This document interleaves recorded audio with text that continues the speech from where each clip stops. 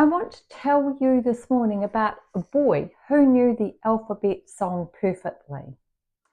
He had been singing it since kindergarten, every single day, and every single day his teacher ticked that box. Yes, alphabet done, except he wasn't singing what everyone else was singing. He was singing Ella Mella P and finishing the whole alphabet off very confidently with YNZ.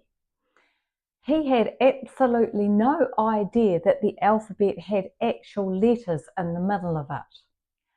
Hi there, I'm Nikki, Pella Mountain Specialist Dyslexia and Neurodiversity Consultant and founder of Dyslexia Unpuzzled here in Hawke's Bay.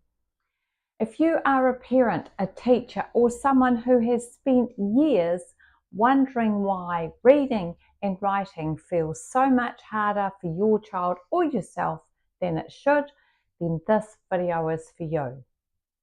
Because what that 10-year-old boy's story shows us is one of the most important things I know about children who struggle with reading, writing, and learning. Once you understand it, you will never look at a struggling learner the same way again. This 10-year-old boy was doing everything right. He was sitting nicely on the mat, he was listening, and he was participating. He was volunteering his answers, and he was singing along the song just like everyone else was. And his teacher, well, they were doing everything right too. They were watching and listening and thinking, yeah, he's got this. However, what was actually happening inside his head was completely different from what everyone else in that room assumed.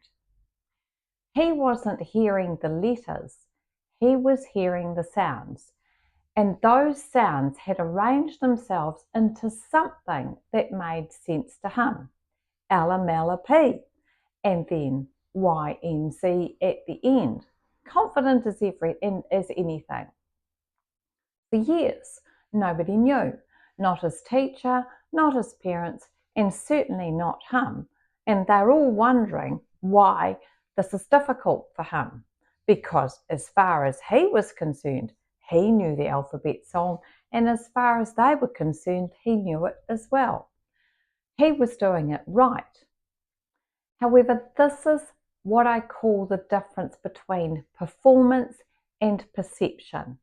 And it is one of the most important things we can understand about children who are showing signs of struggling with reading and writing at school.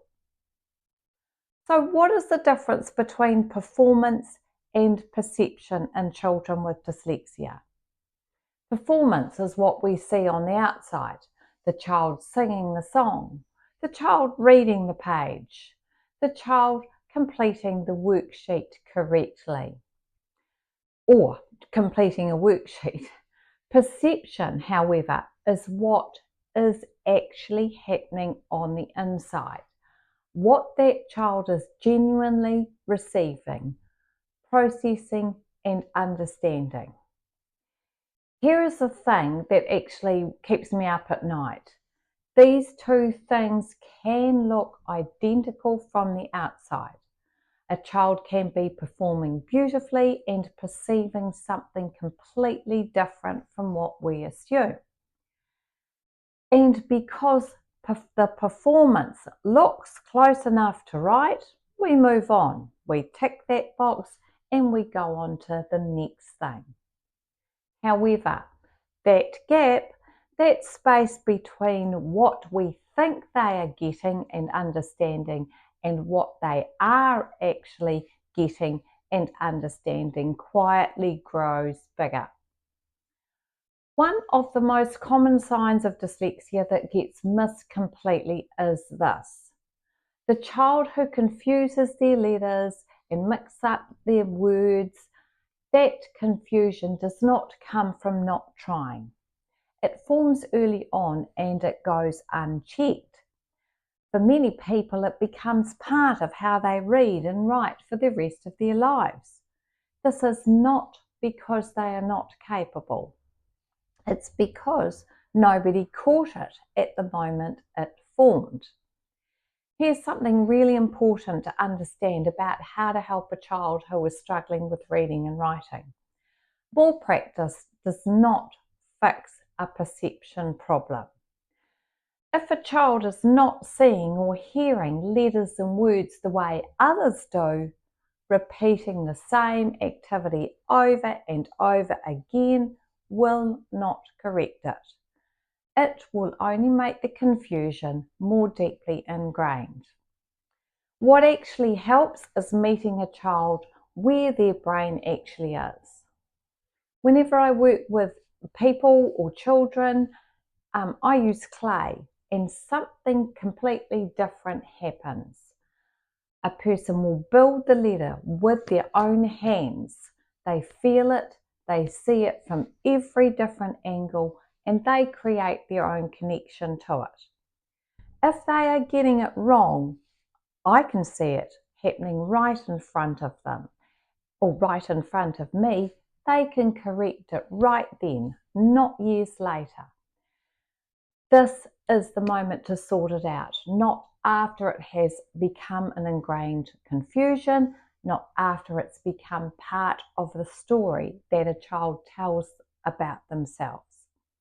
I had a mum reach out to me recently, and when we got talking, she mentioned almost in passing that her 10-year-old son had said to her, "Why does it have to be me?"